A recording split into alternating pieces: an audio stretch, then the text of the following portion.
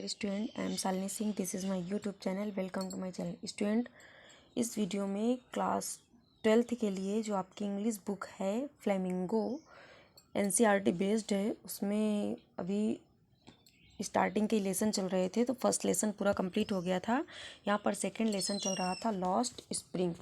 उसमें previous video में 6 stanza तक आपको हिंदी ट्रांसलेट बता दिया गया था और आज उसी के आगे हम सब कंटिन्यू करेंगे। ओके, तो जिन्होंने प्रीवियस वीडियो नहीं देखे हैं वो प्लेलिस्ट में जाकर के प्रीवियस वीडियो देखें और वहाँ से अपने कॉन्सेप्ट को क्लियर करें, क्योंकि स्टोरी एक ऐसी चीज़ है, अगर स्टार्टिंग से आपको नहीं पता है उसका ट्रांसलेट तो फिर बीच में समझ में आना पॉसिबल नहीं होता है। इसलिए पहले उन वीडियो को देख लें जो अभी जुड़े हैं नए।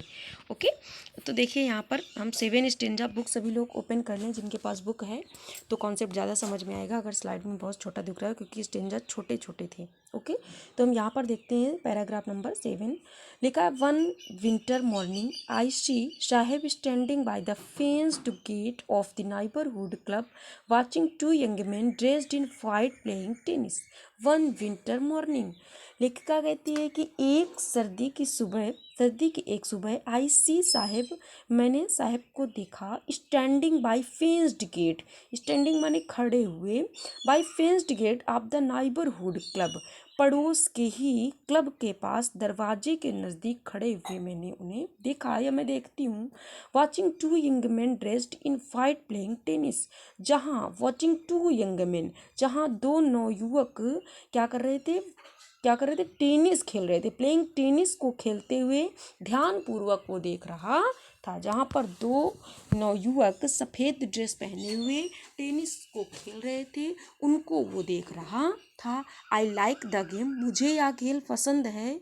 ही hums content watch it standing behind the fence, वह गुनगुनाता है, मतलब मन में कहता है मुंह में धीरे धीरे कि मुझे भी यह खेल पसंद है और इसके पीछे से खड़ा होकर ही वह संतुष्ट, स्टैंडिंग बिहाइंड द फेंस मतलब दीवार के पीछे ही संतुष्टि से वो खड़ा था।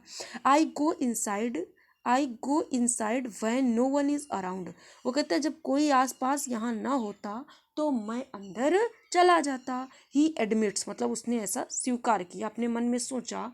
The gatekeeper lets me use the swing, लेकिन द गेट कीपर्स, जो द्वारपाल हैं, जो गेट कीपर्स हैं, वो क्या करेंगे, let's me use the swing, मुझे झूले पर ही झूलने देंगे, मतलब कहेंगे कि यहीं आप बॉर्डर में खड़े रहें, किनारे आप खड़े रहें, वहाँ अंदर ना जाएं। ओके, तो इस तरह ये स्टेंजा आपका 7 स्टेंजा भी कंप्लीट हो गया। अब हम नेक्स्ट स्टेंजा 8th की ओर चलते हैं।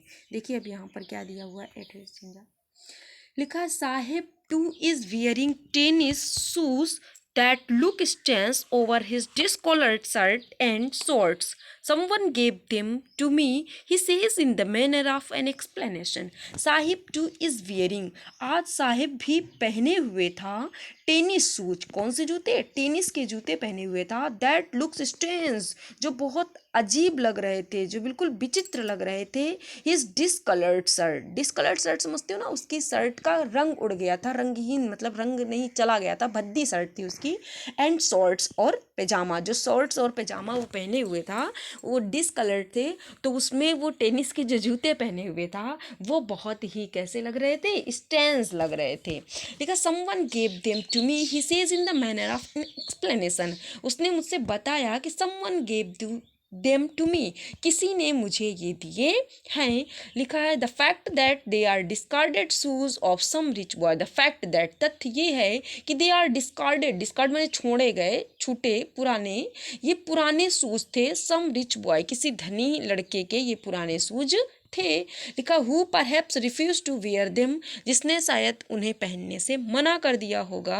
Because of a hole in dream come true, because of an hole dream come to him, क्योंकि उनमें से एक छेद होने के कारण, छेद था तो वो उसको उसके जो सपने हैं उसके लिए वो अच्छे नहीं लग रहे होंगे, मतलब उसका सपना पूरा होने में वो सही नहीं दिख रहे होंगे, तो उसने उनको पहनने से रिफ्यूज कर दिया था। But the game he is watching so intently is out of his reach, but लेकिन द गेम, जो खेल, इज वॉचिंग, खेल जिसे वह देख रहा था, इंटेंसली, इतने ध्यान से देख रहा था, is out of his reach, वो उसकी पहुंच से बाहर था, लेकिन फिर भी वो उसको गेम को देख रहा था। ओके, नेक्स्ट देखिए स्टेंजा नंबर 9। दिस मॉर्निंग आज की सुबह, इस सुबह Saheb is on this way to the milk booth. Sahib is on his way, Saheb जा रहा था टू मिल्क बोथ, कहाँ जा रहा था? दूध की दुकान जा रहा था। मिल्क बूथ होता है दूध की दुकान जाना। लिखा in his hand he is a steel canister, उसके हाथ में स्टील का कनिस्टर था, मतलब एक वो बाल्टी कुछ कैन टाइप का था जिसमें मिल्क आता है। I now work in tea stall down the road. I now work, अब मैं काम करने लगा हूँ, मैं काम करता हूँ। Tea stall down the road, सड़क के यहीं पर नीचे वाले भाग में चाय की दुकान पर मैं काम करता हूँ।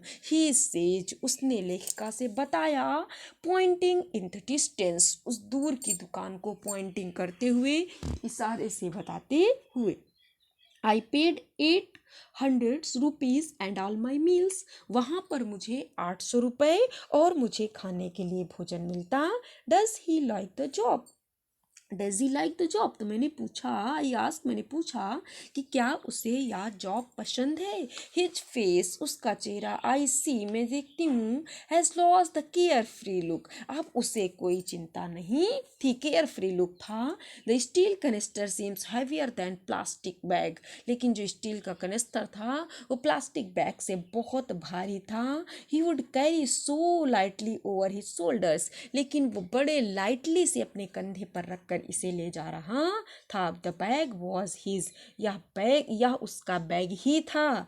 His canister belongs to the man who owns tea shop, ये कनिस्टर उस व्यक्ति को वो दे देता है जहाँ चाय की दुकान पर वो काम करता था। Saheb is no longer his own master, Saheb is no longer, Saheb अब अपना स्वयं का मालिक नहीं रहा, वो किसी के यहाँ नौकरी करने लगा। कुल मिला करके राइटर का कहना है, लेखिका का कहना है कि गरीबी से बच्चे अपने सपनों को, अपनी ज़िंदगी का वास्तविक टारगेट क्या है, इसको छोड़ करके वो किसी छोटी सी नौकरी करने लगता है और वहीं पर वो सेटिस्फाई हो जाता है। परिस्थितियाँ प्रतिकूल होने की वजह से वो क्या करता है कि अपने नेक्स्ट फ्यूचर प्लान के बारे में कोई ध्यान नहीं देता और बस जॉब से ही संतुष्ट हो जाता है और वहीं से अपनी पूरी लाइफ को वो सेटल समझने लगता है। ओके, तो डियर स्टूडेंट्स, इस तरह यहाँ पर जो फर्स्ट पार्ट स्टोरी थी साहिब नाम से, वो यहाँ पर पूरी तरह आपकी एंड हो जाती है। और यहाँ पर हम सेकंड स्टोरी की ओर चलते हैं। अब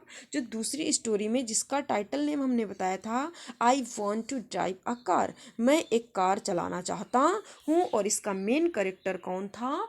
मुकेश। कौन है मेन कैरेक्टर? मुकेश, जो एक बेंगल मेकर फैमिली से बिलोंग करता है। ओके, तो आज इसकी फर्स्ट स्टेंजा की हम स्टार्टिंग करेंगे, उसके बाद नेक्स्ट हम कल देखेंगे। ओके, तो देखिए क्या है। I want to drive a car, मतलब मैं कार चलाना चाहता हूँ।